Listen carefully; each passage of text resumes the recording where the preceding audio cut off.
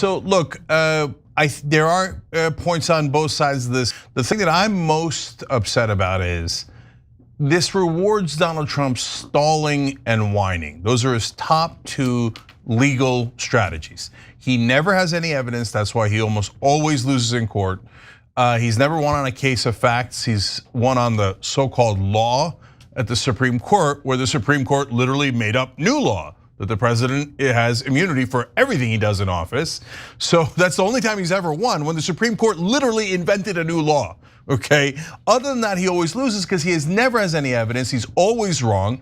And if you say, well, that sounds extreme, I mean, really? No, I'm being literal. Go back and look at all of his different criminal cases, civil lawsuits, the suits that he filed after the 2020 election, where he went 0-61, him and his allies did.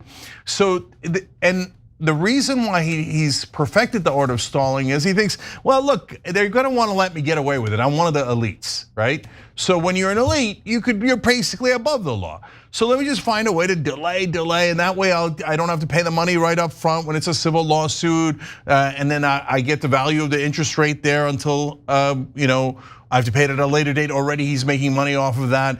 And 100 other ways that he uses to stall. And the whining is even worse. He's like, oh, if you do this to me, if you have me follow the law like any other human being, then you're picking on me and I'm the victim. And it turns out the right wing loves that. They eat that for breakfast, lunch, and dinner. They're like, oh, we're the victims, we're the victims. Our elites should be above the law.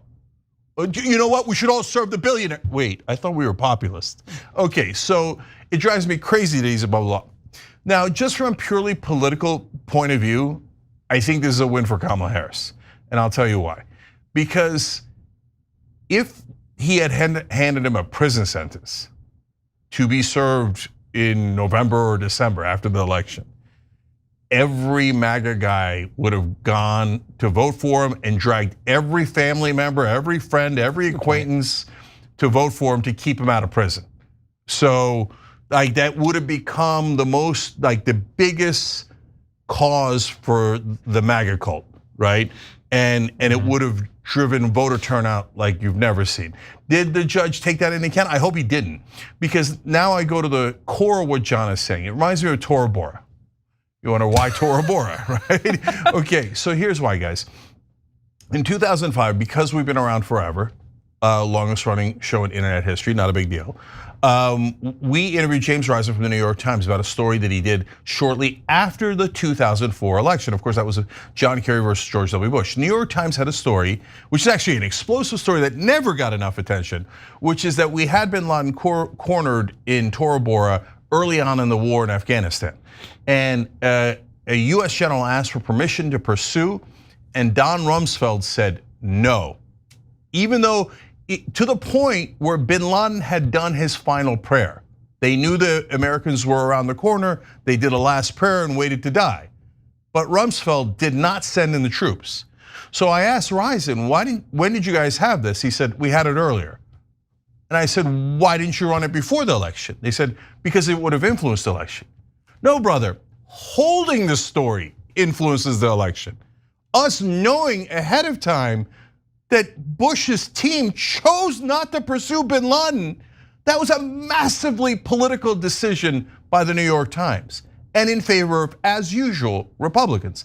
If you're new to this, you're gonna be like, oh, what do you mean as usual Republicans? Don't you mean the mainstream media hates Republicans? No, the mainstream media bends over backwards to say to Republicans, we're being fair, please don't cry. You guys cry so much. No, we'll protect George W. Bush. Don't tell him that he could have gotten bin Laden, chose not to, which could have massively affected the election. By the way, the other thing that happened is they posted it after the election and no one cared anymore. That was a giant story and they made an enormously political decision. So here Judge Merchan, he can say anything he likes, but the decision either way affects the election. It doesn't affect it just in one way. It affects it in both ways, acts of omission and commission.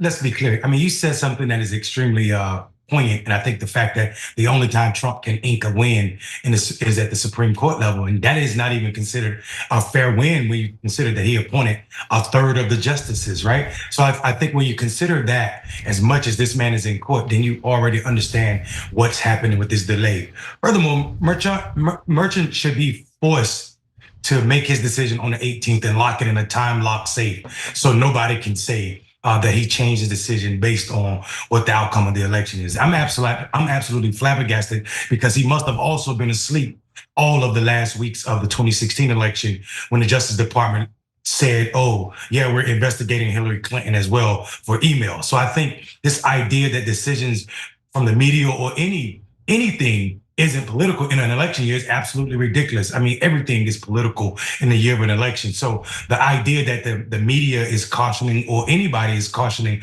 on the side of one candidate or another is dumb. I mean, that's just the nicest way to say it, because the truth of the matter is you should just tell the truth of what happened and what's happening. And if you wouldn't do it for anybody, I mean, by God, Donald Trump has already been given favor in the justice system, even though he feel like he's being treated like a black man in the justice system, and there's a two-tier justice system. We continue to see that Donald Trump has his way at every angle with the justice system, and this is no different. And that to me is political as hell. And overall, look, obviously people get put in difficult positions by Donald Trump because he does things that are unprecedented and unacceptable. So no judge wants to lock up a political candidate, let alone a president or an incoming. You don't have to do that. But unfortunately, we rolled the dice and they came up Trump. And so it would be very difficult to lock up a guy 2 months before the election. So what, you're gonna do it a month after he wins? Yeah. That's gonna happen? You know when you do this way before the election so the Republicans can replace him with another candidate. That's what you do. And so now it is inconceivable to me that even if the judge objectively believes that he should serve jail time, that he would actually do it, especially after this move. He's already shown how easily swayed he is by political considerations. So the idea that we will get anything that is objectively like the justice we should get seems impossible now. And if Trump loses, I still don't think that he's likely to lock him up. But if he wins, there's zero chance. Yeah, last couple of things here. If he wins, he's gonna skate. And we all know it. They're not gonna lock up the president of the United States. So this is another get out of jail free card for Donald Trump. Again, always should note that the prosecutors are massively to blame.